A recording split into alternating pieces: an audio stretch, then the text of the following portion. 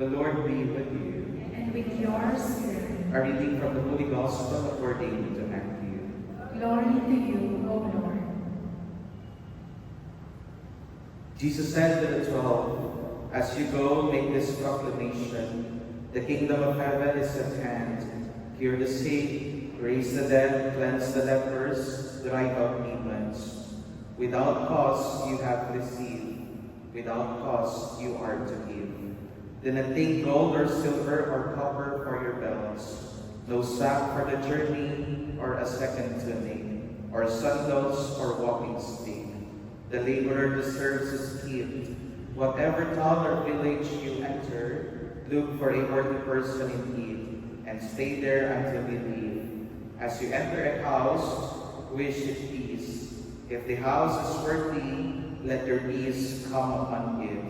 If not, let your peace return to you." The Gospel of the Lord. Praise to you, Lord Jesus Christ. Amen. My dear brothers and sisters in Christ, alam niyo po, ang gandang balikan natin yung buhay ng santo na ating ipinagdiriwang ngayong araw na ito, Saint Barnabas. At hindi po ba nakakapagtaka ito? If we will try to trace back in the calling of the apostles of Jesus, si Saint Barnabas po is not part of the original 12 of the apostles of Jesus. Saan lang po natin ito nakita na si Saint Barnabas was called an apostle? It is only in the time and in the chapter 14 of the Acts of the Apostle that Barnabas was mentioned to be an apostle together with Saint Paul. Pero una po, ano po ba talaga yung pinagkaiba ng disciples sa apostles?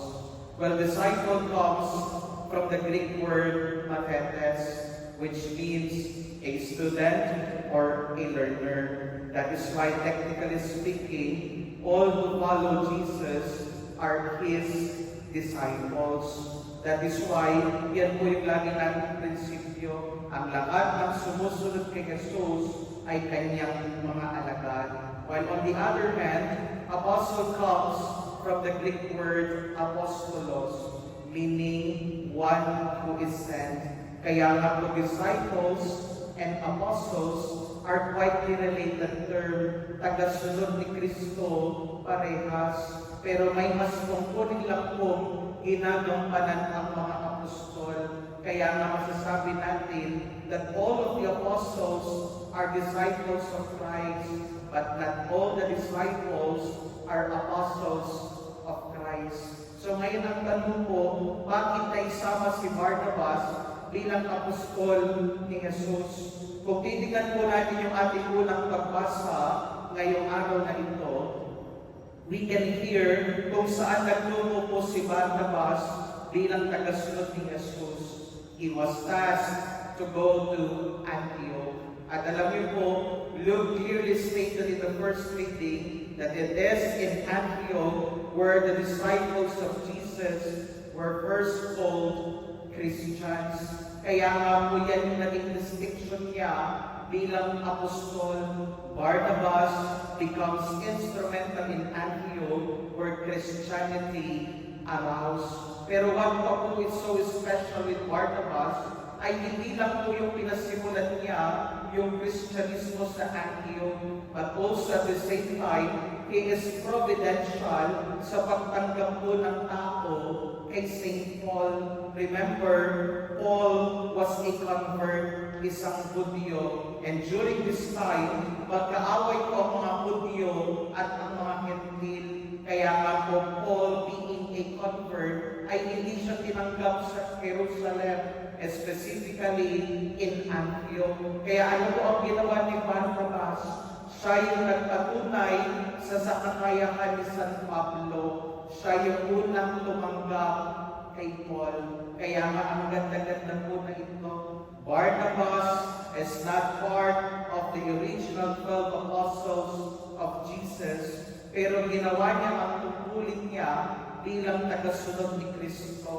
Barnabas was the first one who welcomes Paul, and because of that, Paul was called to be an apostle converting many people to be part of the Christianity at isa sa mga apostol na maraming naisulat. Pero ang lahat ng ito nag-umpisa dahil tinanggap siya ni Barnabas. That is why, my dear brothers and sisters in Christ, ito rin po yung hamon sa atin ngayon. Wala po sa tungkulin o sa posisyon ang maglingkod sa Diyos. Position does not give us an edge or an avenue to be superior to others. Rather, gawin natin ang dapat nating gawin bilang lingkod ng Diyos. At pangalawa po, to see every person's goodness at yung kakayahan nilang maglingkod sa Diyos. Huwag po natin tingnan yung background nila bilang tao. Bagkus ang tingnan natin ay yung pananampalataya nila. This is to be an apostle. Hindi na kailangan ng may posisyon para ipalaganap ang pagkakari ng Diyos. At ang kailangan, yakapin ang lahat para mas makita ang pagpapalang lubos.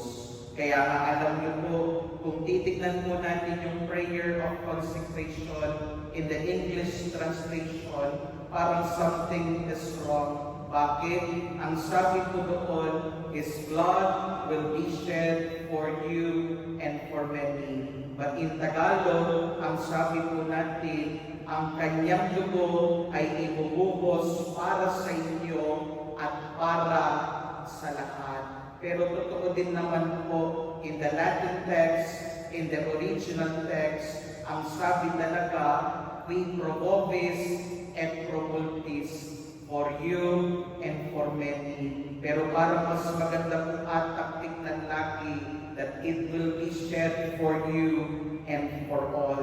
Dahil kailangan natin yakapin ang lahat, hindi lang ang marami. My dear friends in Christ, be Barnabas in the world full of maraming amas. Yakapin ang lahat at ipalaganap ang pagkakari ng Diyos ng tapat.